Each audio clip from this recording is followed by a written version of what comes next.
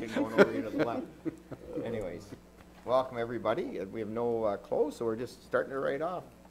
No secrets today, my No friend. secrets today. That's kind of nice. Hush, hush. Go to urine. Yeah, go to urine, yeah. Well, we'll do the close in the middle. No, I'm just kidding. Upstairs, we have no upstairs. Yeah, call to order and disclosure any pecuniary interest under the Municipal Conflict of Interest Act. I have one, 10C10, and bylaw number 14C, so when that comes up, sorry. Your Started worship, right on time today. That's all right, come on in. 5 minutes early, huh? Is it? Well, that's the staying clock. Oh, I'm hang looking on at this just a clock. minute. Let's have a look. I'll tell All you. right. Ooh, Your worship. 259, you're correct, Pat. your worship, Yes. I have one, and it's the, and I'm just, I can't find it. The, Insurance? for the sign for Brown Insurance. Okay. Oh, yes, okay. So what, you know what that one is?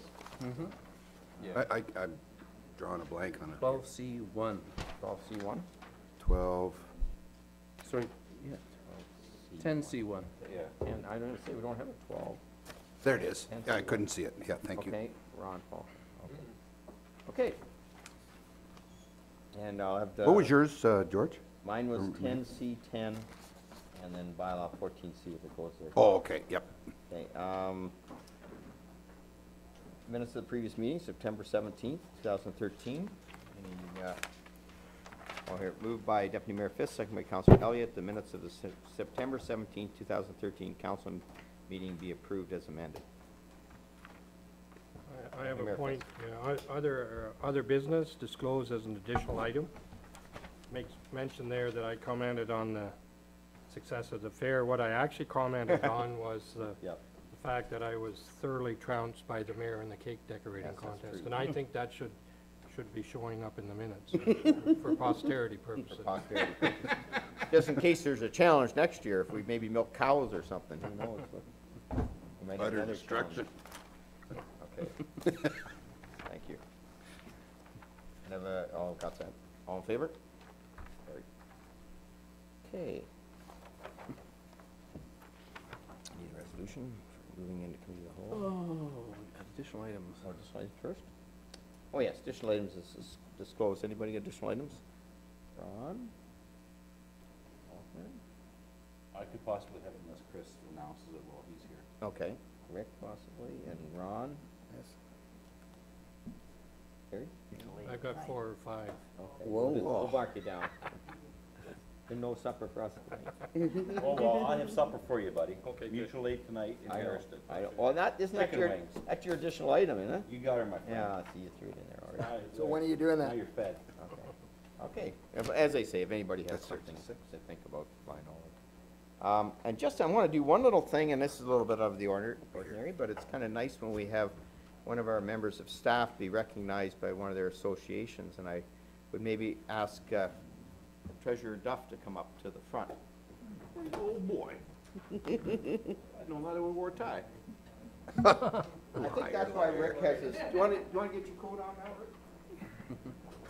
Rick got your stuff. It's the mic. You must have known this. Oh, Yeah, I didn't know. smokes, Rick. We do it. But you're gonna have to face the other way. Good shape. Oh, my goodness. Oh, here we go. Yeah, well, there's the award. Okay.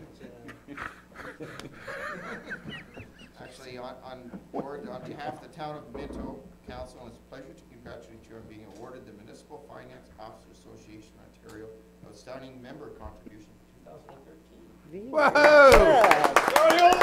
Way to go, board.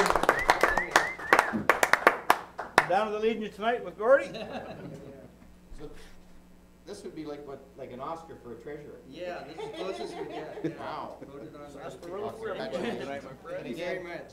It's very important that we have our reps, and we have quite a few staff people that are involved in associations, and it just adds value. Thanks for Great, thank you very much. Thanks, Gord. Good job, Gord.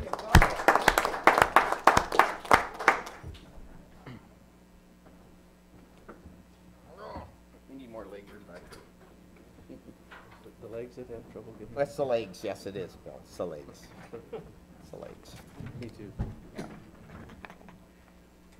We have no public meeting. You want to, oh, yeah, we do this one first. Moved by Counselor Elliott, second by Counselor Hemley, that the town of council convenes in a committee of the whole. All in favor? Okay. No public meetings. We have delegations. We have Hope Robinson and for Heals for Hospital. Come on up, Hope. And right up to our microphone there and. Very formal? Yeah, just turn your mic in there so you, yeah, we want to You listen get to on you. your own TV Be station. on your own TV station. Okay, everybody button up. Anyways, welcome. Thank you for having me, Mayor Bridge and council, thank you. I just am here today to invite everybody to be part of our community challenge. Whiteman Telecoms Heals for Hospitals is now in our 5th year. This is our 5th anniversary, which is a pretty big deal. In the first 4 years of our fundraising event, if you'll call it that, we've raised more than $29,000. So this year we are hoping to make it our best year so far. Last year, our 4th year, we brought in $12,000, which was by far, for a single year, the best that we have been able to do. Paul and Blair last year extended a community challenge to local charity organizations, places of business, and even local families to put a team in and to compete, if you will, not necessarily wearing high heels, but whichever team could bring in the most amount of pledges was awarded. I think last year we did like some kind of a holiday lunch for them, and this year we're doing the same thing since we've had such an awesome response last year. So today I'm here to invite the town of Minto, Mayor Bridge, and councilors to also participate with us. You've been very faithful the last 4 years raising pledges and coming out, so we would love to see everybody there again this year. Great. And, and I brought pledge sheets too. oh, super. And now I just have checked, my heels are still, you still got They're those? always available Yeah, for you, Mary Lou Mary. says my heels are available, so I will have my heels on this year. I'm available on the 19th. Last year I had to send a representative. I think it was Sue maybe went up for me, but Yeah, I think there were actually a few people from the town, yeah. which was So fantastic. we'll try to get a team in. I hope that we can get people to What ti- participate from what- the town. What's the time? It starts at 10 a.m. Yep. on Saturday, October 19th, and we're meeting at Rotary Pavilion in Clifford there, which is like kind of the blue, Mhm. you know, underneath the pavilion. Park. And it's rain or shine. Yep. And you don't have to wear high heels, although it does make it more fun. Right. And painful. And painful, yes, that's the Painful. key word. Yeah. Great. Wonderful. As long as you look good, right? Well, I'm sure we'll have a team, of some sort there and Excellent. compete. Thanks very much, Hope. Wonderful, thank you. Thank Who you should for I coming. leave these with? Yeah, just, actually, with Bill, I guess, the easiest. I was gonna say Matt or Bill, I don't know who's gonna be coordinating for us, but Well, I'll delegate. Matt's already been coordinating a lot. We're gonna, Thanks, Hope. and now we have Matt up. Matt and Tanya. Matt and Tanya, the motion challenge, October 7th to the 13th. This is very important, too, because bragging rights. Thank you, Mayor Bridge. So before we get into the details of the challenge, I just wanted to take a look back at what this, or how this came about and what the committee is that I'm a part of through my job here at the town. So I guess to get to the beginning, the town of Minto is an active member of Minto Mapleton Communities in Motion. We have membership from the Mapleton Rec Department, the Wellington, Dufferin, Guelph Health Unit, the Family Health Team, as well as the Senior Center for Excellence, and the Optimist Club of Alma. Some of the things that we've been working on this year for 2013 include a pedometer program at the local libraries. I'm not sure if any of you have seen that there, where you can sign out a pedometer for a period of time. These are the better quality ones, the ones that keep more accurate tabs on things. We've also just recently donated some physical activity kits to some local schools. So that's just a picture of Scott Walls, myself, Karen Armstrong, a couple of kids at Palmerston Public last Wednesday, I believe. We went over there and we dropped off some kits for intermediate, primary, and junior. So it was a good assembly, a lot of kids. Another thing that we're gonna do this year is participate in Motion Week. So I think most of us are aware last year, during Motion Week of 2012, a challenge was issued by Center Wellington Council, and it went to the City of Guelph as well as any other council in Wellington to see who could accrue the highest average physical activity over a 5-day period. I'm happy to again announce that we were victorious, or you were victorious, averaging 373 minutes over that 5-day period. So that's about 74.6 minutes a day. We narrowly defeated Guelph, and they were at 368, so 5 minutes. That was it. It was a minute a day that we won by. And then They fudged theirs. Guelph Hermosa Yeah, had here we the honor of finishing in last place. Of course they And Mayor Bridge was nice enough to drop some of our t-shirt, or sorry, our golf shirts off for them to wear Yeah. at one of their council meetings. Had to wear it the whole council meeting too. So moving forward for this year, City Guelph Councillor Todd Dennis issued a challenge to Minto. I believe the letter was read by Mayor Bridge at the September 17th council meeting. There's a few changes to this year's challenge with respect to last year's. The first one being that it covers the entire 7 days of In Motion Week, which is Monday the 7th to Sunday the 13th. The contest, or the activity, does not need to involve going to a destination. Last year it was more to do with active transportation. This is pure physical activity, so anything from a round of golf to an exercise program to just a casual walk, it counts. And again, it's going to be by the minutes, so you don't need to rush anywhere. Just it goes by minutes. Like say golf, like that, what's that take, like 3 days to play around golf? I was Some of thinking us, some of us. Well, yeah, that's like 72 hours. Happy Gilmore. golf would be a good one. Golf would definitely be a good one to take up. And it's open to all residents. So something that I'll be working on with Tanya Baker here is trying to get the word out to the community. We were lucky enough to have coverage at the School? presentation last week with the Wellington Advertiser and Minto Express. So that article will be coming out this week Perfect. in light of the challenge next week. So we need to get all of our residents in Minto engaged in this because results are being calculated per capita. So regardless of whether someone participates or not, the results are being calculated by your population size.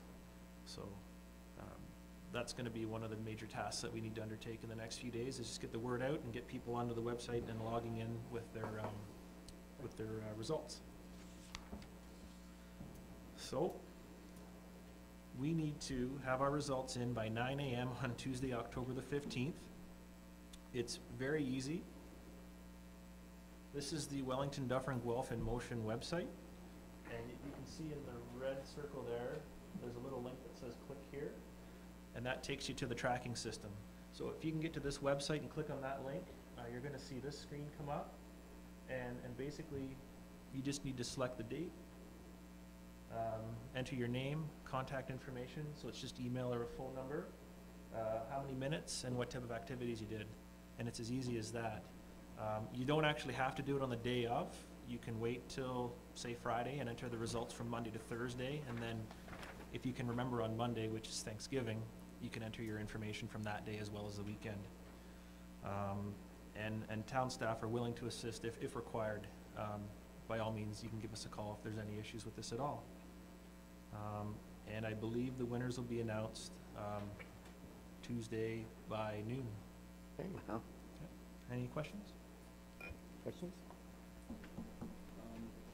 I think this is great from the standpoint, especially to get the kids involved, because physical education and physical activity is very important. I know you had those scorecards, those bingo cards. I thought that was really kind of neat. Maybe you spent time on that, Matt, and explain that. Thanks, Mayor Bridge, for mentioning that. So one of the things that the committee has done, this In Motion committee I've mentioned, is we take bingo cards to the school, and every child in every classroom gets one at Minto Clifford and Palmerston Public. And so what happens is they just have to make a bingo on the card. And there's different things on there, like I did not watch TV today, or I walked somewhere instead of taking the car or getting a ride.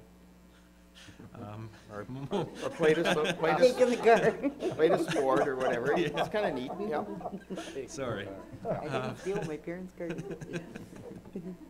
That could lead to a whole other series of issues, but, and then what happens is this committee, we've got some prizes through our budget Yeah. that we'll hand out to the classroom that has the highest average of participation. So I believe in Minto Clifford last year, it was, Ms. McLaughlin's class had 100% participation.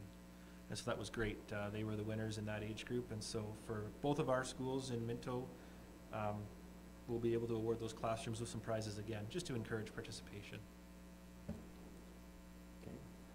I just thought of something too that I want to throw in here. I didn't tell anybody about this, but maybe for the departments, I'll throw a pizza lunch on for the winning department per capita.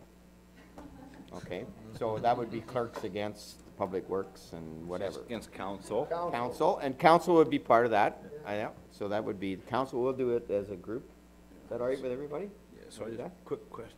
That's what I was going to suggest. Will you get the names of the individuals that participated? I wondered if we could do a draw of some sort and have a prize. It always, I think it's Through Mayor Bridge, I'll have to check with, it's the health unit that's actually Runs it. gathering this data. Yeah. So whether or not they'll be able to share it, they don't really have a disclaimer on there that your information will be used for something like that. They're gonna do a draw for a prize that you can check off on. I believe they're giving away a TIM card. I can check and see if we could also. we can probably do it internally for us, eh? Oh, definitely for Yeah. interstaff and intercouncil, absolutely. oh, so then we would notify you as well as them as to our participation. Through Mayor Bridge, I think what Mayor Bridge was referring to was, for anybody that's on staff or council that participates, we could probably do a draw, but I don't know if we'll be able to actually get the data from the residents. Again, I know the health unit, they've got to be very Okay. careful with We'll how see, they. we'll see, maybe, so Yeah. I may not. I we can, may I have can to do it certainly double check up. into it. We don't want to create a lot of work, but I was even gonna offer the press could kind of have a team too. So there you go.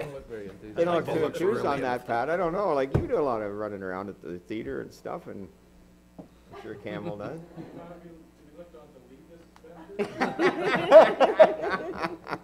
Anyways, good stuff. I just think it's great that we're doing something like this and keeping active, and I think that's really important. Thank you. Thank you.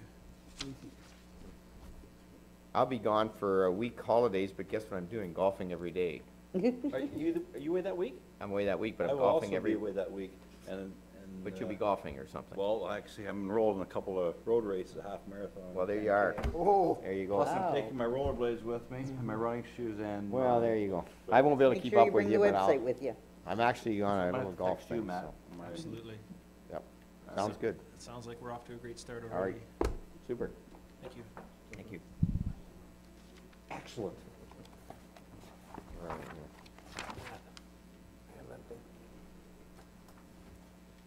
Thank you. So the date for, Starts on we have the 7th. public question period, and we have no public today. All right, Hope might have correspondence. a bunch of questions. Oh, sorry, Hope, do you have one?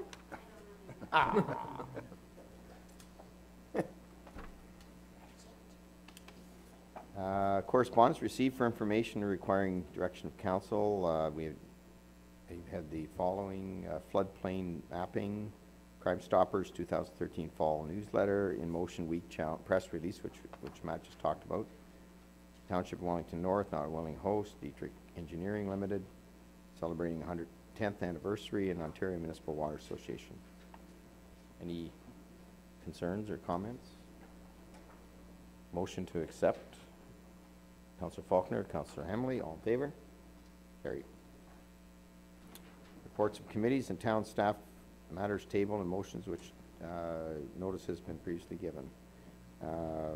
I guess would be Mandy on Wellington County Economic Group. And you've got a bunch of minutes. You be careful. I will. So the Wellington County Municipal Economic Development Group met on August 6th, and these minutes are just for receipt. we talk about BRNE and our project that's underway there, and as well as some training for the interviewers. Then there's the cultural roundtable minutes from August 26th. They took a while to get in, but it was just because of some outside issues.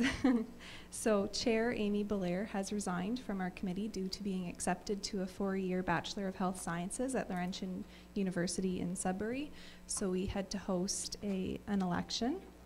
Mayor Bridge reported that he would like to develop a summer series called Concerts in the Park, featuring local talent from the community.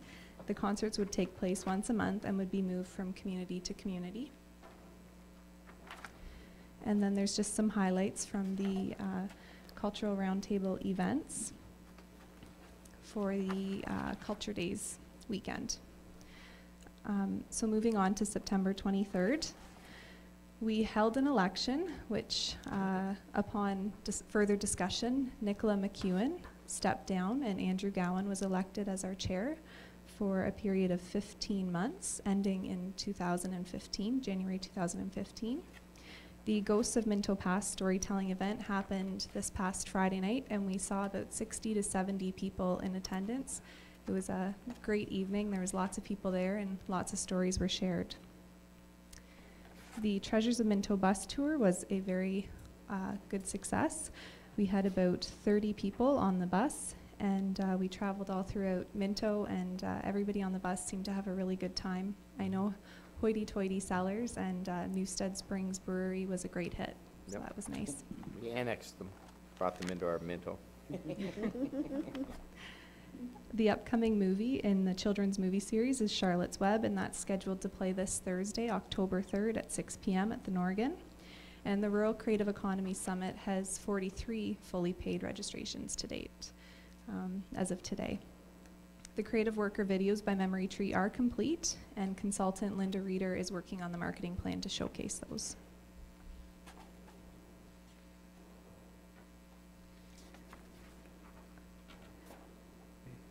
And then, Economic development. Yeah, okay. So for economic development, we received 6 applications for the Entrepreneurial Spirit Bursary, and those were sent out via email. We'll make a decision at our next meeting. The wayfinding signage has been corrected as of today, so we're very excited. Looks good. It's all got the black lettering on it and looks pretty good.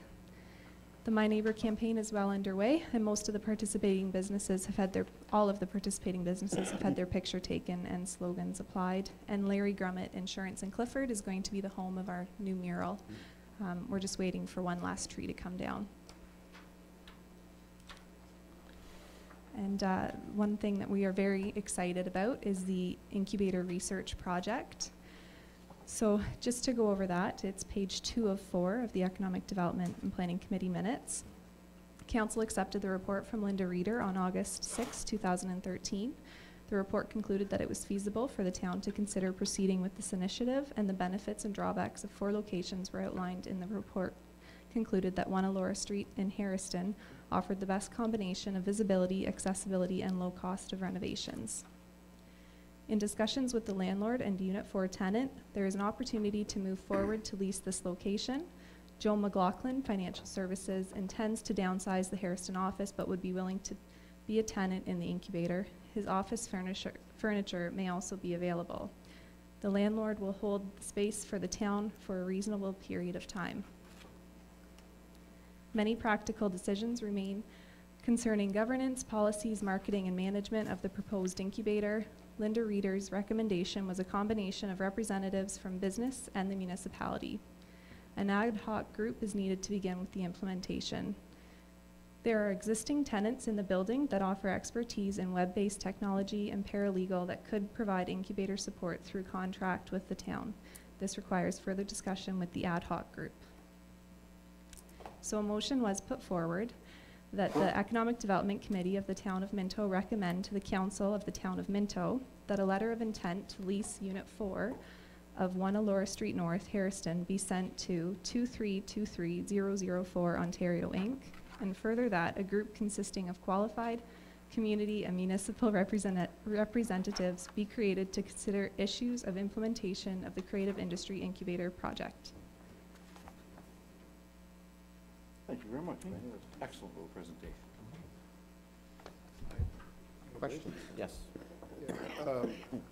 By the way, I had, I wasn't able to go, but I heard many positive comments about the bus tour, so to speak. And one of the things, places that my wife Anne Marie was quite impressed with was the, I can't think of her name, the spray painter, or the Alexandra's Airbrush Design. Alexandria's airbrush. And the information that Anne Marie brought back, I thought, jeepers, she'd be a perfect candidate for the incubator business location, because I think it's almost outgrown her home, so to speak. And so that's something to think about and perhaps approach. Perfect, thank you. Yes, she's one of our pitch it Yeah, editors as well. She's done a great job. Anne Marie was really impressed with her. Yeah. Deputy Mayor Fisk, would you go? A couple of comments. The Rural Creative Economy Summit. Yep. Are there duties for council at that, or are we expected to attend, or what is to be our role? If you can attend, that would be great. We've set aside some space for counselors. So if you can attend, that would be wonderful. Tuesday night is the welcome reception, and that's out at Pike Lake. That's a great opportunity. Wednesday, there is the seminars taking place all day, and then we have the cultural bus tour along with the Savor Minto experience that night. And Thursday, it's over by lunchtime. So Tuesday night would be a great opportunity to come out and mix and mingle. Yeah, I would think Tuesday and Wednesday. And Wednesday. Because of where you're doing the Savor the Flavor type. 22nd. Yeah. Yes. Hopefully, I would love to see as many council as possible to try to make it. I mean, I know you can't maybe be there for the whole sessions, but if you see anything, Mandy, have we sent out the agenda to everybody? No, I will do that. If you want to do that, because you might even pick up a couple of the seminars that may be of That's right. your interest. And if you can get to the social event, only because that's where your networking would come, and it'd be nice to have a good show of counselors and support to the project, because it's all the people that will be out there that we're normally working in their community similar to what we're doing in ours, so we can really get a lot of feedback back and forth, so that would be a good opportunity. Another point or question, the changes we had to make to the signs, the black reflective lettering. Yep. Was there a cost associated with that? There was a cost associated, but we had money in our budget, so it was covered under that. It's unfortunate, I guess, when they were looked at inside, I believe, when we proofed them, you really didn't get when they got out, they kind of got, the white didn't really pull out, so. I think it's one of those things, and fortunately, we did fix them, and I can read them now, so. Yeah. I thought it was my eyesight going on those other ones, but they are very, very bold now. Yeah, good. Councillor, Have you, many businesses or thoughts of new businesses coming to the incubator? Has there been any, I know we've been talking about it and it's been out in the community, any businesses or any? Yep. Through you, Mayor Bridge. We've been talking with quite a few different creative cultural workers. We've definitely put feelers out there, but we really need the go-ahead from council before we can proceed any further. So you didn't firm anything up with the? No, we haven't. Has it been positive reception for? Very positive. Thanks. I think we have to have all the rules and regulations in Yeah, place, and for then sure. one of the things we're hoping to do is, part of the cultural roundtable and the talk about it was that we would go to some of the colleges as well, once we have all that in place, and make a presentation to come to Minto. One of the things today we heard from our workforce planning from the county level, one of the things is to go after some of our, I guess, students that leave and go to universities that are locals, and try to make sure they realize they can come back. They don't have to wait 20 years or 30 years like I did to come back. So definitely that's the type of person we'd want to go after, Ron, for sure. Yep. Okay? Mayor Bridge? Yes. In terms of procedure, if the first set of minutes we could have a motion to receive the Wellington County minutes, and then Councillor Elliott, Councillor Hemley, all in favor? on the other minutes, we have yet, well, I guess, a motion to receive and approve of recommendations contained in the Cultural Roundtable and Economic Development minutes. Moved by Councillor Caldwell, you have a question? No. Second by Councillor Turton, all in favor? Great, thank you. Mayor Bridge, did you want to move the signage improvement grant up so that Mandy could just stay at the mic? Oh, sure. We can. Okay, sorry. Get out of here. We need a motion to do that? No, No. Everybody all right with that? we'll pretend. No pretend. Okay, so a signage grant, No. You're supposed to just leave your seat. Oh, sorry, you have a conflict on that? Yes. Yep. Councillor Faulkner's going to wander away here. a signage improvement grant is recommended for Brown's Insurance in Palmerston. They did recently do their facade in downtown Palmerston, and now they're coming back for a signage grant. So it's proof that our program is working. So in 2009, the town of Minto initiated the signage improvement grant program for the downtown areas. Each year, $3,000 in grants are available for commercial properties located in the community improvement areas to improve their signage. This signage application is for Brown's Insurance, an existing business in downtown Palmerston. The application includes replacing the existing triangle-shaped sign with a new rectangular business sign. There would also be 4 gooseneck lights above the sign. The Palmerston Downtown Revitalization Committee and the Economic Development and Planning Committee reviewed the application via email and are in support of the proposal. The signage grant program has been topped up for 2013 to $3,000, and this is the second signage application, and it would be for the full $1,000. The first one we approved was for $540, so if this was approved, it would mean we would have $1,460 remaining in our budget. So the recommendation is that the Council of the Town of Minto receives the October 1st, 2013 report from the Business and Economic Development Coordinator and considers approving the signage improvement grant application P09 for the amount of $1,000 for the property located at 195 Main Street, Palmerston, Ontario Brown's Insurance. Any questions? I just wanted to make a comment. As you say, they earlier had applied and received the facade grant, and I think they made very good use of it. The building looks fantastic. So, as you say, the program is working, and I definitely want to support something like this. And I believe, I don't know what the dollars difference between what we gave them the grant to what they paid, but they obviously was a big project. Yeah, substantial. Yeah, I agree, Mayor Bridge, that building, he really has done some nice work on it, and it looks great. Looks with the antique gooseneck Yeah. lamps on it, looked good too, on the sign. Okay, any comments? Motion? We got Councillor Turton, Councillor Hamley, all in favor? Very good. Thank you. Is that all you have, Mandy, for us? That's all I have, yeah. Okay, we let Mandy go now. We can let Mandy go. Huh? Yeah. Okay. Okay. Parks and Rec? Are you, Matt's doing that? Young man. Okay.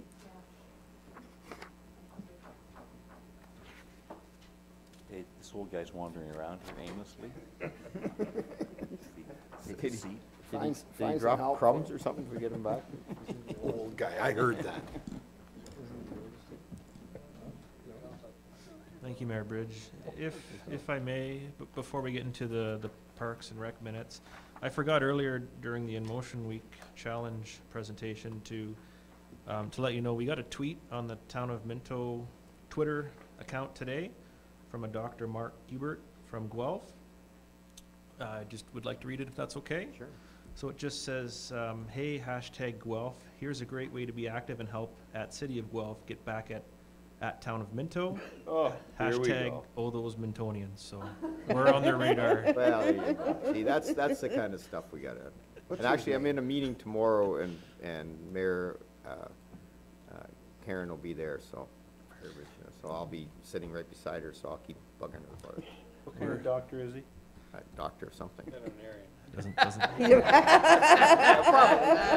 the worst. Then we should worst have our kind. veterinarian send back a note. Them and dentists. Need We to can- send a tweet. I don't know how to tweet him back. Hashtag, that's number sign, correct? Yeah. Absolutely. Probably to handle all Probably the rides a tweeting. horse and says it's physical activity. No, it's good. It's good that everybody's getting it. That's, it's good to know that they're gonna take this seriously, and they got us on their radar. To get back to the PrAC minutes, we had a meeting last week on the 23rd up at the Clifford Hall, and we discussed a number of things. From our meeting in July, we discussed the recognition policy and how we've got some revisions in place.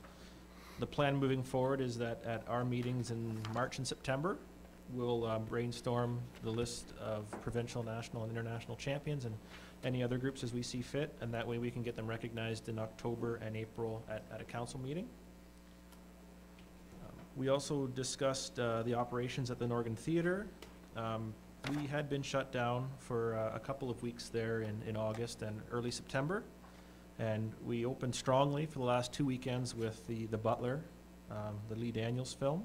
It did quite well, very well actually. We held it over the second week, and we very little drop from the previous weekend, so that was great to see. And there's a lot of things we've done as we relaunch here for the fall of 2013. We're working on a pre-show program, one that'll help us generate a little bit of income and give different community groups and businesses a chance to advertise their products and services. We've come out with some new concession ideas, and we continue to try and be as multiple use as possible. We actually ended up hosting a wedding in there during shutdown.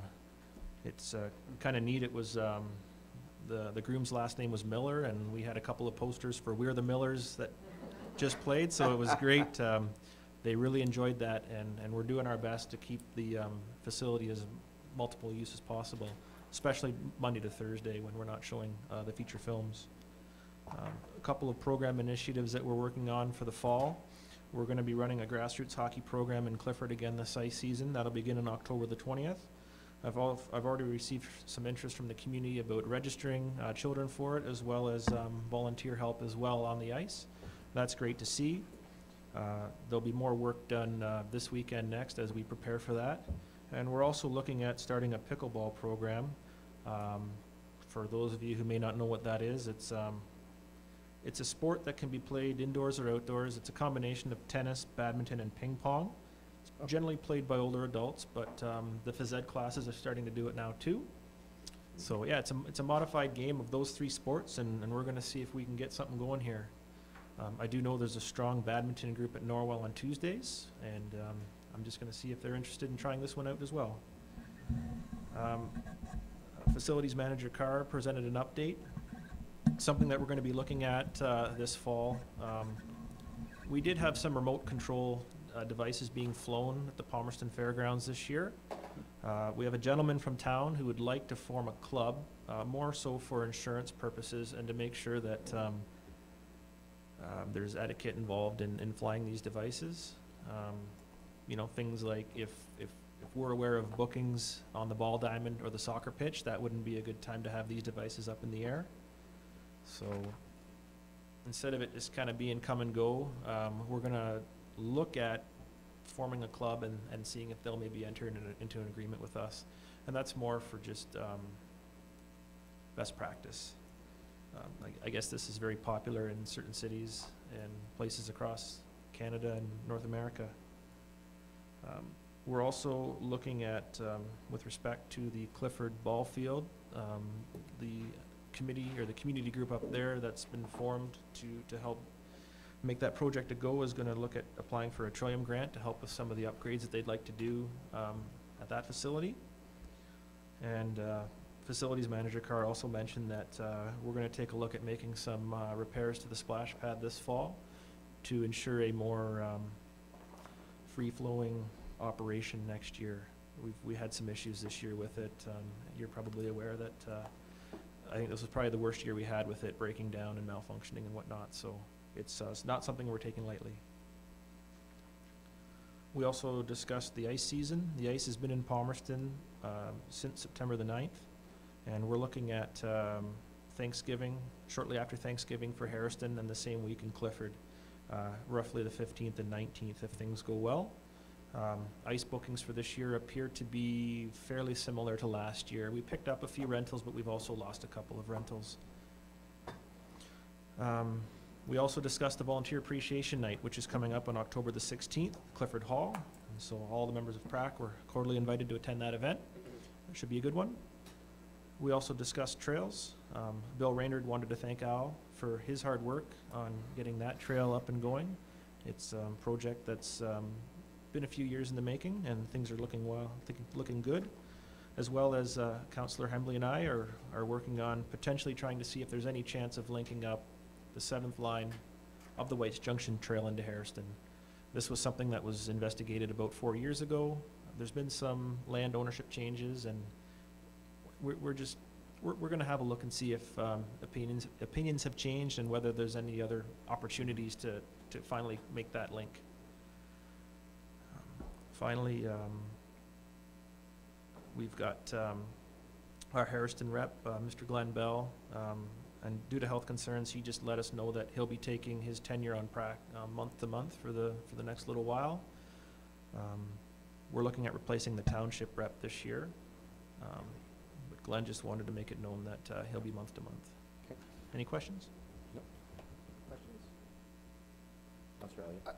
As a comment to council, just so you know, our PRAC committee strongly recommended to our staff that the splash pad this year, it was day to day, and I did question Mr. Carr, and day to day, they had to send someone in to work at the splash pad, as many of you know. Yep. And it was probably the most used recreation facility, I would say, across the town of Minto, and daily from 8 to whenever it closes, and it was shut down once a day at least. And so we strongly recommended to Mr. Carr that don't try to Band-Aid the problem, get it fixed in the spring.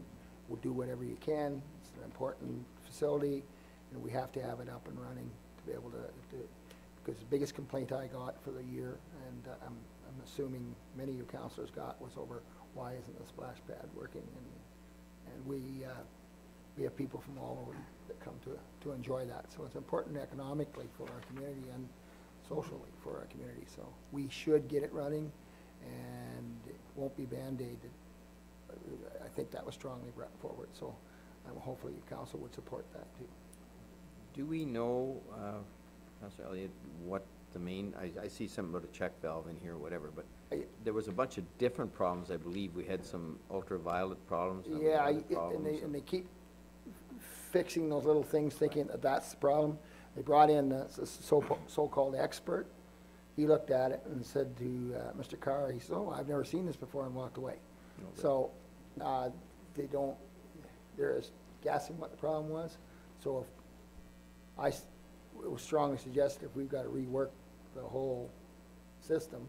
One time they think it's electrical, and the next time they think it's the plumbing, and the next time they think it's because they buried some of the plumbing, changing the ultraviolet. And it's just been, which is suggest week to week we were guessing what the new problem was, and day to day what the staff were guessing. So we will find out. So you're probably going to come back with a report for Sure, and I budgets think they've got some ideas where it might be right now. In fact, since talking to Matt today, Matt thought that they've looked into some problem, but they will look into it and will be operating. Good. Thanks. Anything else? I'd just like to commend Matt on the good work he's doing here.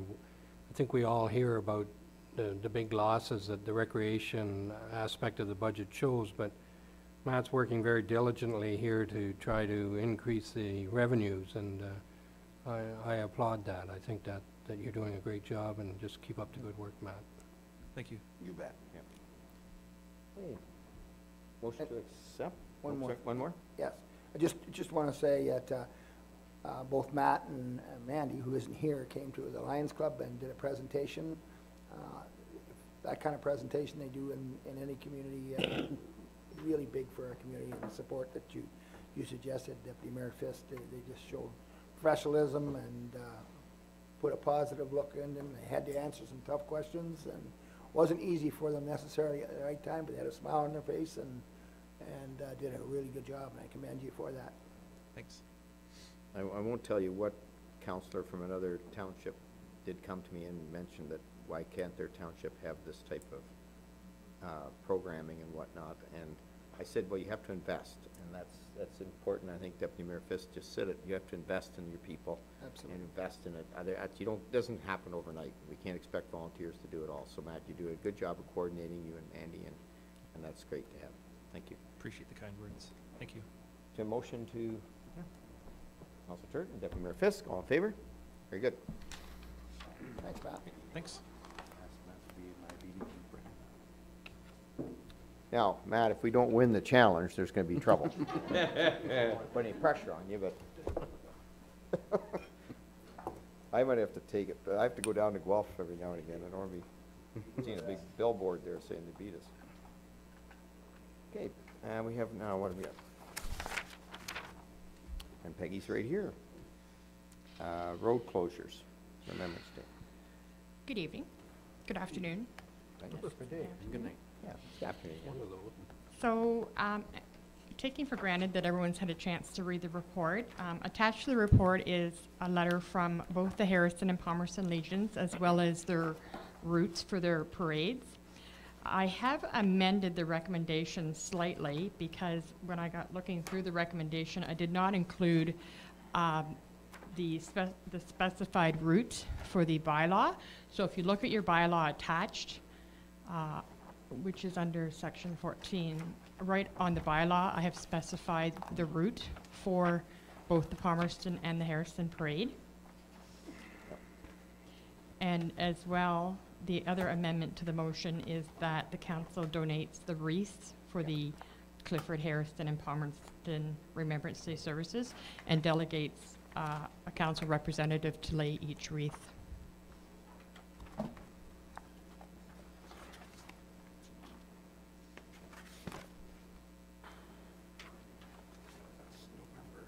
Monday. It's a Monday this year.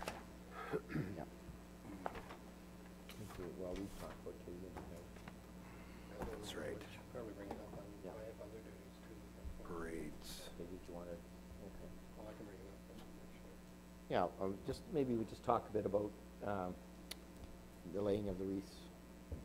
So, Yes, I'm also president of the local Legion, so I have some duties there as the president of the Legion. I'm more than willing to lay the wreath if there's nobody else available, but it probably would be more appropriate if there was someone else doing that.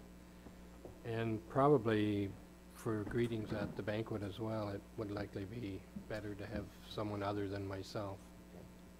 I can probably do the banquet because I'll be in Palmerston that day, but I could do the banquet if you'd like. And maybe if we can, Councillor Turton would do the wreath, because I'm in Palmerston. I think it's my turn to be in Palmerston next year.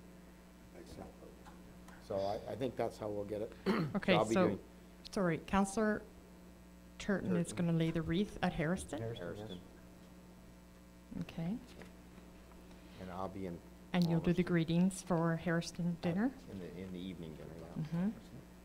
So someone needs to go to Palmerston. Somebody needs to go to Palmerston. Can I have somebody from Palmerston, or would one of the two. Councillor Hamley has done it several times in the past. I think it would be more appropriate if he. Does it? Councillor Hamley would do the Palmerston evening one. Separate, the Yeah. dinner? Okay. And the And I'll be- wreath, I'll be laying the, you're doing the wreath, I okay. believe it. I think it's my turn to go to Palmerston this year, yeah. Yeah. And Clifford? Clifford, I hope that I'll be there for Clifford, we'll all try to get there for Clifford, and it's on the 10th, Sunday. Okay, Okay. so I'll send the correspondence to Yep, each of the super. legions to let them know. Okay.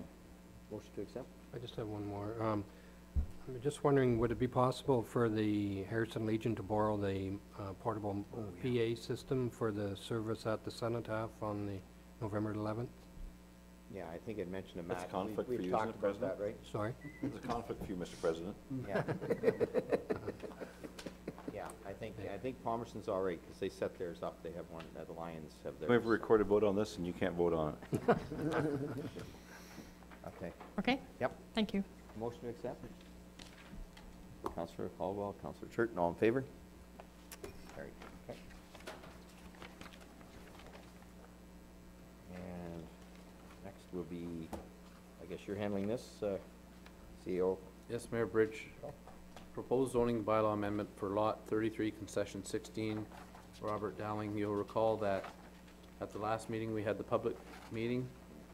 Mr. Dowling's agent spoke on his behalf, and I think County Planner Van Patter was here.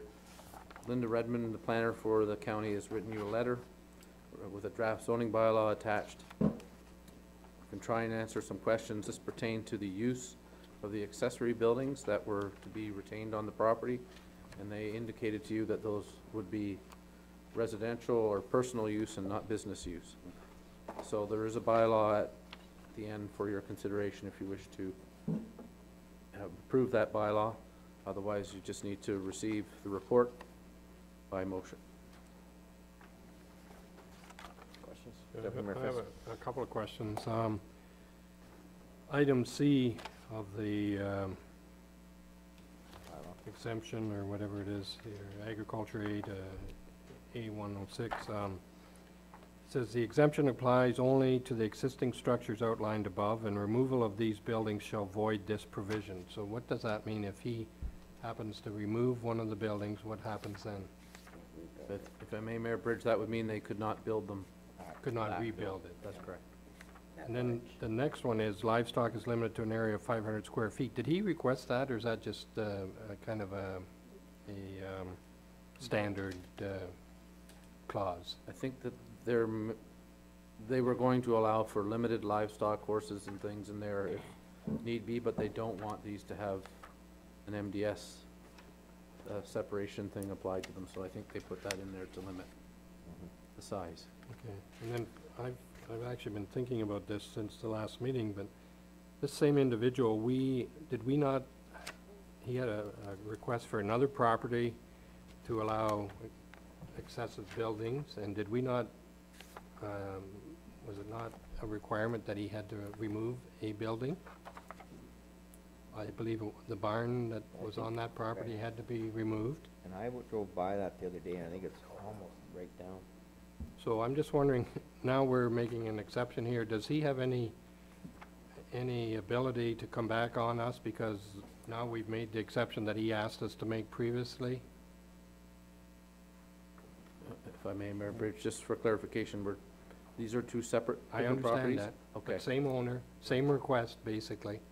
It was a much larger building. Although we made him take the other ones down, I believe. I guess all we can go by is what the planner is recommending here, and I don't think that should be an issue, but that doesn't mean someday, if there were similar circumstances, that the gentleman might point to the fact that it was allowed elsewhere, but really, it's your decision, and they don't necessarily have to be considered precedent-setting. So what's allowed in one case may not necessarily be allowed in another. Okay, thank you. Through you, Mayor Bridge, if I remember correctly, the other structure was much larger as well. It was two-story, and Yes. originally he talked about actually keeping a piece of it, but he's taken it all down, I believe, or it was almost to the ground when it went by. I think the fact that it was two-story was a major issue. Well, this barn is too. And I think, but this property, he's staying on this one, is he not? Yes. And that, he wants to use it for his, but do we still have, and I think I asked it at the meeting, we still have ability under draft approval, so if somebody else buys the property and wants to put something in there, we still have the ability to say no or yes, based on the usage, right?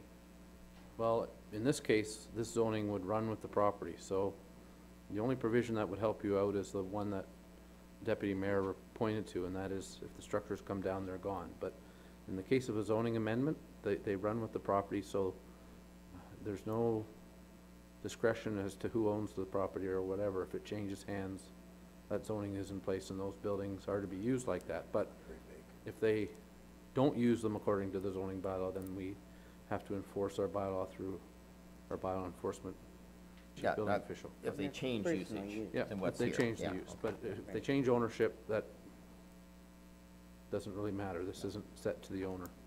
Mr. Mayor? That's right. Through you, Mr. Mayor. I think everything's sewn up in what we're given, and comes up with another property exactly the same, I guess we'll do exactly the same. But I don't think any property is exactly the same, and obviously, we've covered the situations of all the concerns that we may have in this bylaw, so somebody comes up with a house and a farm and a building exactly the same, and we'll probably do exactly the same, because it's the right thing to do.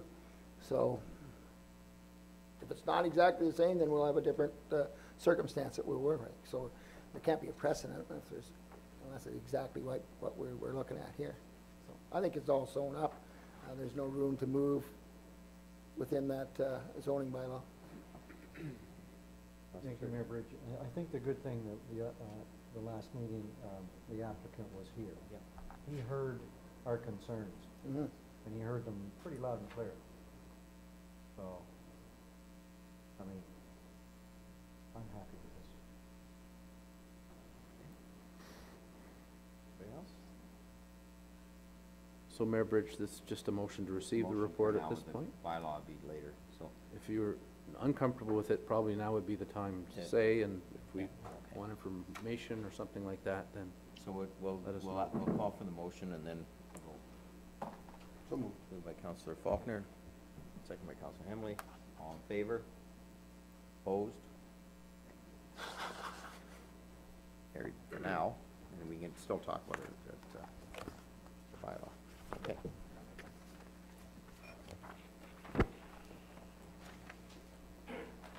Next is the Rogers Telecommunications. Thank you, Mayor Bridge. You may remember we had a proposal for Bell Canada at Pike Lake.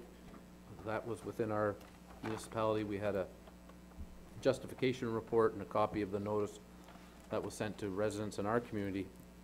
In this case, we're dealing with an antenna that would be installed just outside the edge of Clifford on West Heritage Road. Attached to the report is a copy of the notice that went around to the landowners in the area. They actually take the time to give you a bit of a profile of what the antenna is expected to look like once it's installed. I did take the liberty of getting a copy of the justification report, and the issue that we looked at the report on was the coverage. One of the concerns that we normally express in these situations is how many towers that we have and what impact it has on the rural landscape.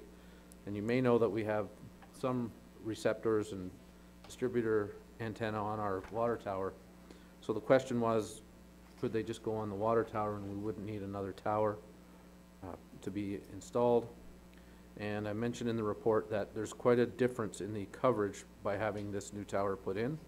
It not only does it improve coverage between Clifford and Harrison, but also areas north and west of Clifford. So that is why they're proposing this tower. If you look at the coverage charts, there's almost, and many of you know, sometimes it's pretty tough between Clifford and Harrison, and when you get outside of there, you can run into losing your cell reception. So this should dramatically improve the situation. Like the other tower, it permits co-location, so if other suppliers want to get on this tower, they are supposed to be allowed to be on it without being held to ransom as far as the obligations they may pay. So as a result, we're recommending that you receive the report and not object to this installation. Be happy to try and answer any questions. Questions for Bill?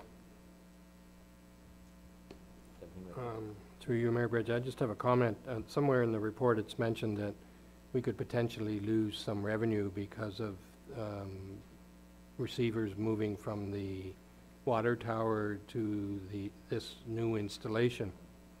I personally think that it's more important that our citizens have good reception than the few dollars that we might generate from having the reception on our facility. So I don't think we should be too concerned. I think it's minimal in a way, but reception I think is critical, and it's more important for the ratepayers. Mayor Bridge, just a question. Where are we with the Bell one at Pike Lake? Have they started? Is that totally approved? Or have they started on it? Is it up? Haven't seen it. I have not seen it. I don't know that they've obtained the building permit that they would need, I think, for parts of that. So I'd have to check and see where they are on its installation. It's a federal process, so it's fairly regulated, and it probably isn't very quick, quite frankly, so I'll find out what I can for you and report back. Through you, Marbridge, I just wondered with Hope Robertson in our audience, if she had any comments as far as Whiteman Town Communications' feelings on this, if,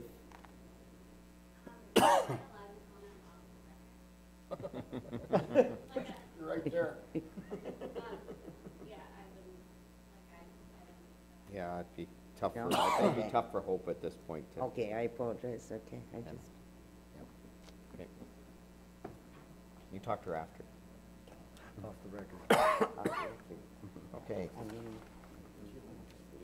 Motion to accept? Deputy Mayor Fisk, second by Councillor Turton, all in favor? Carried, okay.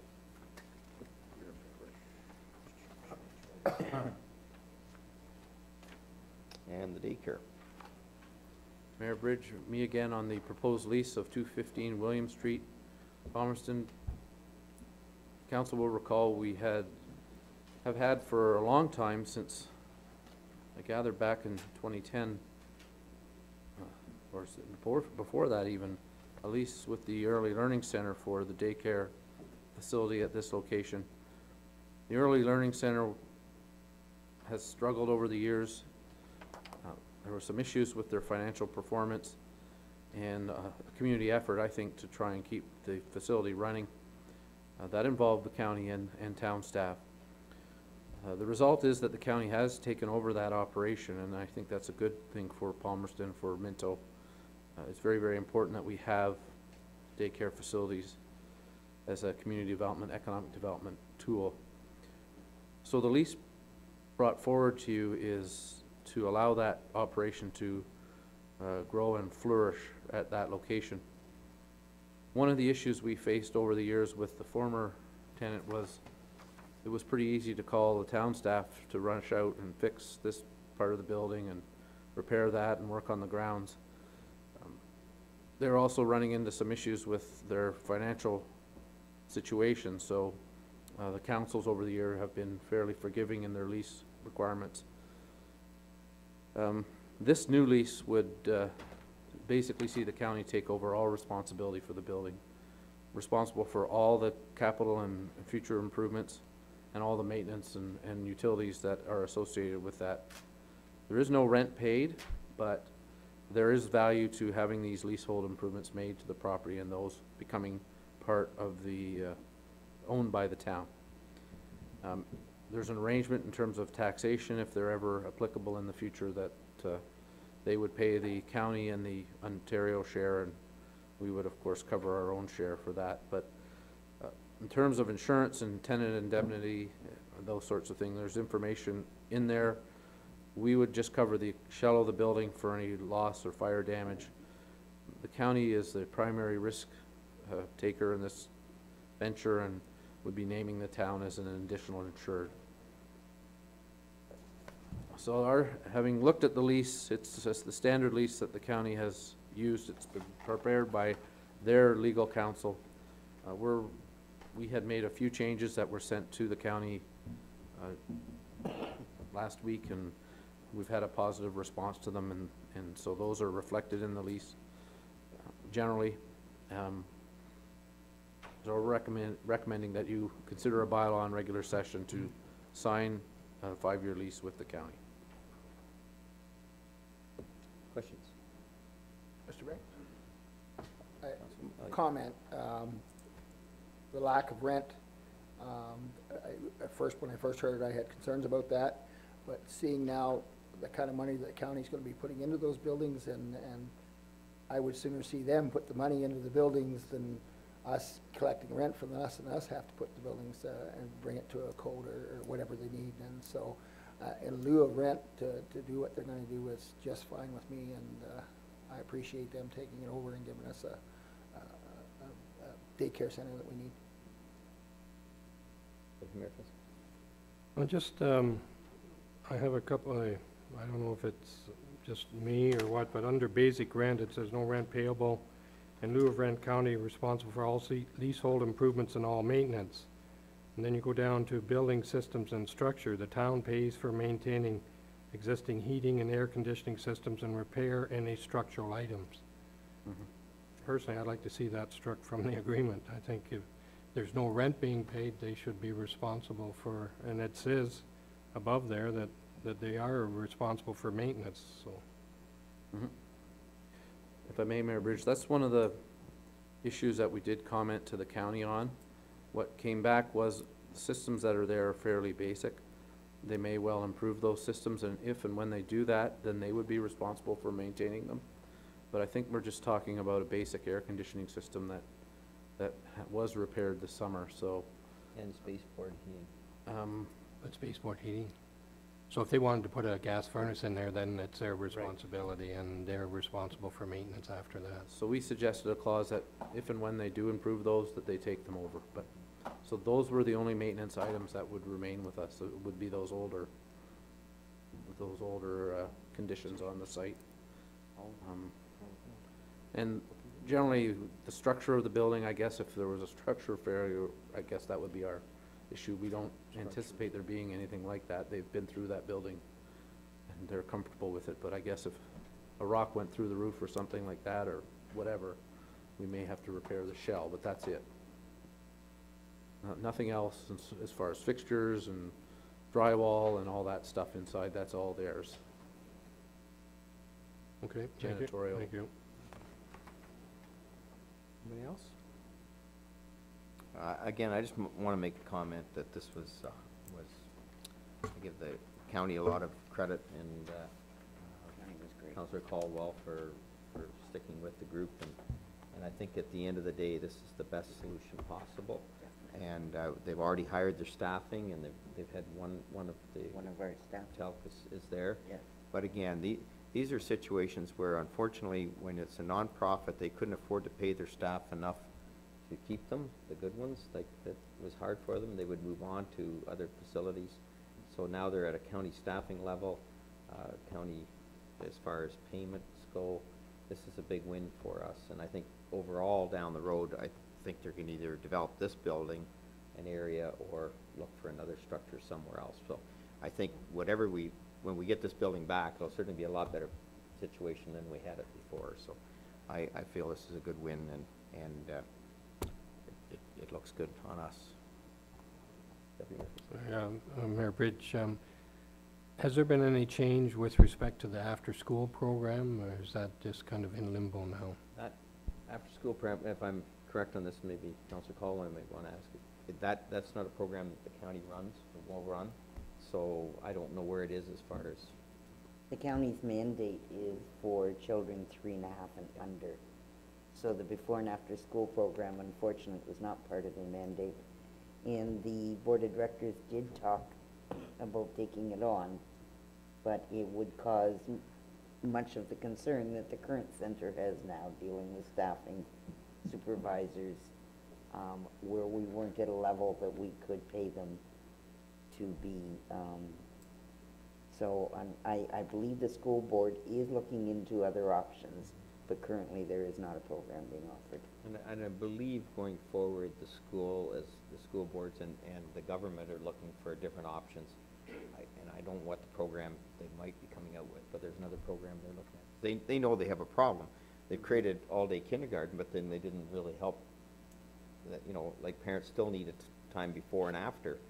So they've created that sort of, here we got all-day kindergarten, but we still need some childcare for an hour here and an hour there. Well, that's very difficult for somebody to step up to the plate and do from a financial standpoint. So they're going to have to come up with something on this, because it's not a workable situation, I think. And I think the province are looking at that, because they're just, people can't be in the business to do it for an hour or so there and after. So the program, the all-day kindergarten, I think is very important, and will help our kids with some of their learning curve, but we still have that other problem. Yeah, Mayor Bridge, I think it's a great thing too. I mean, with the county being the governing body, along with all the volunteers and the people on the committees, when the kids go to these programs, they have the same people there day after day after day, and when we can pay them well enough to stay, it's good for the kids. And from, over the last couple of weeks, I've heard numerous mothers, parents say that, and I think it's great. Because the people that are doing these jobs, they train and they go for a year or two to school to learn this, and they should have a decent wage for what they do. I think one of the biggest issues as well is the board of directors, their heart was in the right Oh, place for sure. 100%, and they were excellent people, but primarily they're on the board as long as their children are residents in the daycare, and as they move on, so does the boards. You've got that ever-changing governance all the time where this will be consistent and Good. Okay. Mayor Bridge, we just need to receive the report at this point. Councillor Caldwell, Councillor Turton, all in favor? Okay. Insurance, next, Bill. Thank you, Mayor Bridge. Back in July, I reported to you on the direction you had given last year that we consider the idea of going out to proposal on our insurance carrier and our local broker responsibilities. One of the things raised in that report was whether we needed a third-party independent consultant to help us out with that procedure. You asked for a cost on that, and I provided that August 6th. We were looking at between $3,000 and $11,000, depending on what services you included with that. Mr. Paul Brown happened to be in the audience that night, and we heard from him, and you passed a resolution directing staff to invite the 3 local insurance brokers to a subsequent meeting to provide information to council. We weren't exactly sure how that was going to pan out, because to have the brokers here at a council meeting was possible, but they're all independent business people, and how that was going to play out and how you could get the best information was not entirely clear. In order to make that happen, the mayor and deputy mayor, myself and the treasurer met with all the local brokers here just to figure out how are we going to do this. And that this being get information to council that they may need from the local brokers. And it was the local brokers' suggestion that they host a meeting, which they did at the Legion on September 13th. I believe 3 or 4 of you were able to go to that meeting. It wasn't a meeting that was attended by staff. It was simply an informal gathering where you could get information. Here we are now into October. There is still time if you wish to go to proposals to do that. We believe that you have the information you need to make that decision one way or the other. I think it's pretty clear the role of the local broker, that council wants to have one, and that they would team up with a carrier to bring forward a bid if you did go to RFP. In terms of the role of a third-party consultant, they would be independent of the local brokers and the carriers. They would help us prepare the proposal. They would help us review and make recommendations to you. And I believe with up to $4,000 maximum, that you could get a third-party consultant that can provide that assistance to you. I had provided to you 2 names before. Other names have come forward. Under our procurement bylaw, we can just select someone that we think will work, and do have an individual in mind for that if that's council's wish. So that's the status of this. Really, the question is whether you wish to go to proposal and whether you wish to have allow for a third-party consultant. Our recommendation is that that if you want the renewal, you do have up to $4,000 allocated for that third-party work. Any questions? Questions? I have one through you, Mayor Bridge, to CEO White. The information, unfortunately, I wasn't able to get to that meeting with the independent local brokers. Is it your feeling that this would be $4,000 well invested, or are we going to see a difference in what we've had before? You want to speak to that? I didn't go to the local broker meeting, but I would say, from my perspective, I feel it would be well worthwhile. And I think that was the general feeling we got from the local brokers too. Like, if they had to do it, like, to make sure that they checked all the policies, it would be a lot of work, and they would rather see it on an independent basis. Is that the feeling I had? Is that? One other thing, just on your last point there, they weren't really, didn't feel they were qualified to review all the, and as an expense of $250,000, I think this is a very well worth, the effort and, just to see what else is out there, or to even our current broker, or our current insurance carrier, just look at our policy with a new light and see if, maybe things could be tightened up a bit.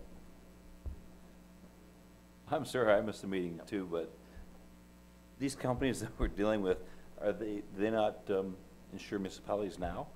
Yes. Like, I don't understand what they're saying, that they need more information on what to insure us with. Like, I don't get that. I personally will not support the $4,000. Like, I think personally that's ridiculous. If they don't know what they're doing, we should be even buying from them. No, I think, Rick, where the brokers felt that you need somebody third party wasn't so much that they all have different language to make sure you're comparing apples to apples.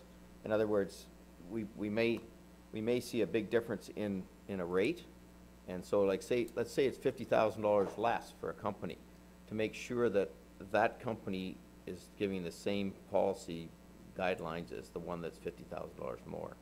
That's what this. That we're not losing coverage to save money. Yeah. Yeah, if I may, it's $3,000 to $4,000 help staff review with someone independent of our local brokers, so that funding would be used for consulting help, helping us prepare the RFP, review it, make sure we're comparing apples to apples as far as policies from the different companies, that's all. So Yeah. I think the local brokers realize that that would be money well spent by the town on its own process, and they would be totally independent. I don't get it. I personally, honestly, I don't understand that at all. Yeah. I really don't. Well, after going They've been in through the these- insurance business for how many hundreds of years, and they don't know what we need? No, that's not what it's about, Rick, not what we need. Apples to apples, no, yeah, I obviously aren't getting it. Well, no, but it's, let's say if we paid $250,000 right now, and somebody comes in and says, I can give you the insurance for $175,000. Is our staff well enough qualified to know we're not losing coverage for the difference? That's what it's about. It's not so much that, and what our local brokers are saying is, that's probably not a bad way to spend a few dollars to make sure that that $75,000 less still gives you the coverage you need. And that's what, and you know what, I couldn't, if I looked at two insurance policies, I'd have a hard time myself figuring them out. So, and it's not that the insurance company doesn't know what you're selling you, but do we know what we're buying, right? I don't know. I don't know where your question, like, what's your concern? No comment. Okay, well, no, okay. Okay, personally, I wouldn't even want to move forward to have insurance looked at. I feel really comfortable with our insurance company as I do. I make a comparison to my home insurance, the people that I'm involved with. I'm involved with the people that I'm comfortable with. In our town, over the years, we've had several situations where we needed an insurance broker and needed the insurance company to come forward to us. Our insurance company has been nothing but professional and moved forward in support of our, whenever we needed them, they were there. We did everything we need, and we've been in several situations where we needed that kind of support. They paid out lawsuits for us without a blink of an eye to support us and do the right things. I'm concerned about going into the unknown. Even if we hire someone to give us apples to apples, does that mean that person is going to be available when we need them? If we win in a crisis situation, will that insurance company be there when we need them? How do I know that? It's looking on paper. You can put it on paper, just like the Blue Jays. They had a World Series championship, but when the paper came down to it, they didn't. And you know what? We can look all we want in the paper. We can look at all the numbers we want. When the buck hits the pan, that's when we got to know whether we've got somebody there to support us. So I'm very comfortable with my person. When I had my local insurance, if I had an accident, it was my local insurance guy that got a hold of me and said, I'm there for you. But if I had dealt with somebody in Newfoundland, then do I get that? No. I can't move forward with that. All right. Counselor. Through you, Mayor Bridge, I just wanted to mention, you've got a very good point, and we made that to the brokers, that we are very happy with our current carrier. But with it being such a large expenditure to the town, I think we owe it to the taxpayers to see our options. That's all this is. Once we get our options, then we can have our discussions whether we feel comfortable with switching carriers. But this just gives us some idea of what's out there. And it involves our current carrier as well, which, you know, could be that they sharpen their pencil a little bit. Yeah, you know, I just can't believe that a company that big is telling us that we should maybe go, yeah, and see what we need out there. I'm having a hard time getting my head around a company that's been around for hundreds of years. They don't know what we need or what we want or what our needs are, and they've been dealing with, No, with they're us not for how saying many the years? company, I'm saying the brokers are saying that an outside consultant would be a better source for If us we decided to move than forward. the brokers to analyze the proposals. If It we wasn't decide. an outside company, We're still staying with a local broker. right? But what we want to do is we want to go, there's a few more companies out there now, Rick, that are in the business.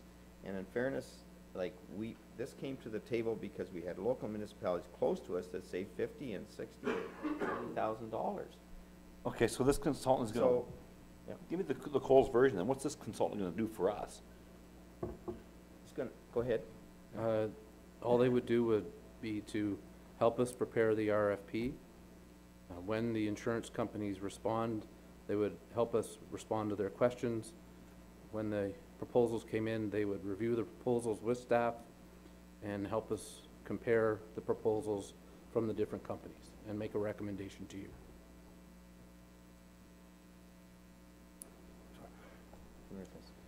A couple of comments. I guess the comment was made at least once, and if maybe more than once at this particular meeting, that we would get more than what we're spending back in savings by going this route. So I don't see it as being a major cost or money being thrown away. The other thing is, the individual I was sitting next to told me that the insurance industry right now is very soft. There's a lot of money in it, and they're looking for places to put it, and there's a lot of competition. So I think we have a lot to gain by going this route, and they were more than comfortable saying you're going to save at least what it costs you. So this council, or at least myself, being new on council, we haven't reviewed the insurance in the past. We've rubber stamped and signed the check and paid the policy. So I think as a council that we should be better informed and make sure that we're doing the best we can for the ratepayers. And I think this is the only way that we can do it. When our brokers, and Paul Brown being the main one, that's his life. He's been in insurance for I don't know how many years, but he says himself that he doesn't understand the wording and how these policies work. So, I mean, if he doesn't understand it, how are we supposed to understand it? And how are we supposed to know if we're getting To the see why best I'm bang asking for the buck? question? But I think the consultant might help answer your questions too. Bill, So what's there'd your be some value recommendation, there. Bill? Oh, as I said, Councillor Hambley, I would like to help. You'd like that? The consultant having up to 3,000 to 4,000 who's an expert in the field, help us review those proposals would be beneficial. Right, well, you know, yeah, I respect your opinion. That's not my profession, what I'm in, and I will support you, Bill, if you feel this is best for our community. I'll go with the majority then. If you think that this is gonna save us money by spending $4,000, if it's gonna cost us nothing, then I don't have a problem with that. Yeah, Mayor Bridge, I'm hearing too that some of our local guys look forward to learning something from this as well. Well, maybe they can all throw in $1,000 each then, and, well, Could be. well, there's 4 brokers, so let's get it going. You ask them. I certainly will. Counselor Elliott. I believe we're talking about two different issues, you know, and certainly if we're gonna move forward, I don't have a problem with the $4,000. My problem is actually moving forward with this. if all of a sudden we get a company and they're $50,000-$60,000, as we said, move forward, we see, I talked about on paper, we see that $50,000 or $60,000, and we save that $50,000 or $60,000, and then we're obligated almost as a council to take the lowest tender if it shows nothing on paper that for a reason not to. But we certainly don't know what we're getting for that $50,000 or $60,000. We can say on paper what we're getting, but we don't know what kind of support we're gonna get from, we don't know that from somebody that comes forward, and are we gonna get that same kind of backing that we've got in the past? And I'm not comfortable with this at all. Councillor Faulkner? Wouldn't that, Ron, Councillor Elliott, wouldn't that, where that $4,000 would answer that? It doesn't answer that. You've got, until they come to the, you can say they're going to be there, but it doesn't answer that they're going to be there for you. Okay, Doesn't just to clarify one thing through you, your worship, you're saying we will still be dealing with our local brokers. Right. They will be the people that we are talking to. Exactly. The insurance. One of our local brokers will be the one that will be That's involved the with. adjuster. So basically, I understand, Councillor Elliott, this motion here is to say we're gonna go ahead and do this as well, right? Well, Mayor Bridge, our recommendation is that if you are going to proposal, staff believe you need the 4,000, up to 4,000 for the third-party help. So you need to make it clear in your motion whether you want to go to Well, proposals or not. that's, Yeah. there's two separate issues, is what I think That's Councillor right. Elliott is saying. Absolutely. If first of all, we should deal with whether we wanna go, and if we have a majority there, then we can deal with this. That's- So could we have, I'd be fine. can we have a motion that we look to go for proposals? Just to put it on the table so we can have this. Moved by Councillor Caldwell, second by Deputy Mayor Fisk. Okay, discussion on that. I would just like to have a recorded vote if I could. That's fine. I'm And so can we, concerned about our town being put in jeopardy. all right, so would you want to just put that to a vote at this point in time, a recorded vote? Okay, need a motion to record vote? No, No? I'll Okay. just read the names. Okay, you and read the names. I'll just go from down here, so. Yep. Councillor Caldwell, Yes. Councillor Turton, Yes. Deputy Mayor Fisk, In favor? Mayor Bridge, Yes. Councillor Faulkner, In favor. Councillor Hembley, Yay. Councillor Elliott. No. So now we have the other motion. Okay. Okay. That's here. Any more discussion on it? We have a vote on it? You want to record a vote on this? Gonna No, have to just, have it yeah, recorded. okay. All in favor? Opposed? Okay, good, okay. So that's where we're at. We still have a decision to make. Sure. Yet, That's once right. we get all this information in, we see what the prices are That's right. and whatnot. Okay.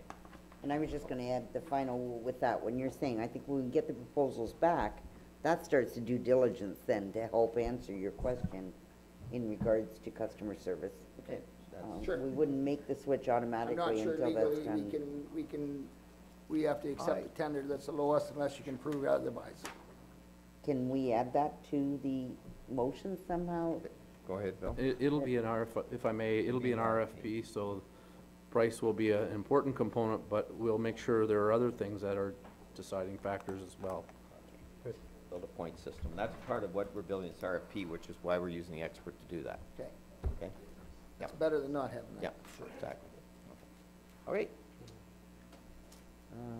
Southwest Economic Alliance Regional Initiative, Transportation. This is interesting.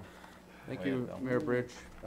This resolution arrived out of Southwest Economic Alliance. They call themselves SWIA. And their resolution is a blanket one. They're asking communities to support it. Focuses primarily on rail transportation, but it is talking about intercity transportation issues and lobbying the provincial government to improve transportation in rural communities like ours. It caused myself to have a look at what service we do have, and I must admit it may not be comprehensive in terms of what I was able to determine, but it seems to me that there is only one bus per day that runs through our community that comes from the Port Elgin Kincardine area through Clifford, Harrison, and Palmerston down into Toronto downtown once a day. I'm told that at one time there were other services that ran through different carriers from different locations into Kitchener, Waterloo, Guelph, that sort of thing, but that those are no longer in place, to my knowledge. Unless you were to charter one, there isn't a daily service like that. So, well, that's not great. That's probably better than some communities. When you go into some of the suppliers, major bus transportation suppliers, they don't even have names like Clifford, Harrison, Palmerston, Mount Forest, Durham, communities like that aren't even listed anymore. So I would say there's probably a distinct issue with what is available in rural Ontario. For us, the issue of via rail cuts probably isn't a big one. That ship sailed a long time ago. And so whether or not you wish to support the Southwest Economic Alliance's resolution is really a political decision up to you. One, to bring it forward for discussion. I'm not so sure that that resolution's gonna lead to better bus transportation here at all. No. Our focus when we went to the Minister of Transportation was on funding for our roads and improving road transportation. And he did talk about rail, but how that can be practically applied to a communities where the rail lines are all gone and the right-of-ways, a lot of places have been sold, I don't know. But the other point, just to make very briefly, is that the issue of accessible transit within the rural area has not been addressed. We did at the beginning of your term have a presentation. We were waiting to hear from the county, and among the many things that are going on there, I must admit I haven't heard back on where we were with that issue, so just mentioning that to you in the report as well. So we're recommending you just receive the report, but if you wish to support the resolution, we'll certainly make sure that news gets to the SWIA people. Councillor Paul. Mayor Bridge, I did some research in this area, and I contacted some local bus companies, and they used to offer a service, especially to our Mennonite community, to offer bus services and whatnot like that. And what entered that picture and why they had to cancel that type of service was the independent that would take a van loads type deal with a personal vehicle for substantially cheaper than what the bus company could do it for. So it was a matter of supply and demand, and I'm a believer that if the demand increases for that type of transportation, that will happen, and so I support that we just receive this for information and carry on. I'll second it. I'll just make one comment on it, and I know the County of Wellington has looked with, not necessarily with SWIA, but with the Region of Waterloo and Guelph at talking to the Minister about the and I understand where SWIA is coming from because they've cut back so much in London, the trains. Where we might have some advantage if somebody wants to go into Toronto or whatever, they could, if the trains were a little bit better going through Guelph, that they could get down there and hop a train and go down and back. But even that now is getting tougher and tougher because the timing of when you can go and when you can come back, there's not a lot of trains going back and forth. And that's what they're talking about in this. And so there is discussion ongoing at the county level too. So I kind of agree with CO White when we talked to the minister, and he said, yeah, we should have rail lines going again. We should get away from roads. Well, you know, unfortunately that's gone. We don't have any tracks anymore. So the only way we could advantage of this situation would be to hopefully that they continue to run at least a good train service from, say, Windsor to Montreal or whatever. If that came back, that at least we could maybe tie into it. But it would have to be something like we'd have to drive down, or I don't think you'll see buses coming from our area. And I think that from a county standpoint, they're still trying to figure out where their role is in some kind of transit system, and I know we've talked about it. So I'll keep pressure on them at that side to find out where what's happening there. But I agree, I think just accept it for, Mayor Bridge, you had a mover and a seconder, I think. all in favor? Yep. Okay, carried.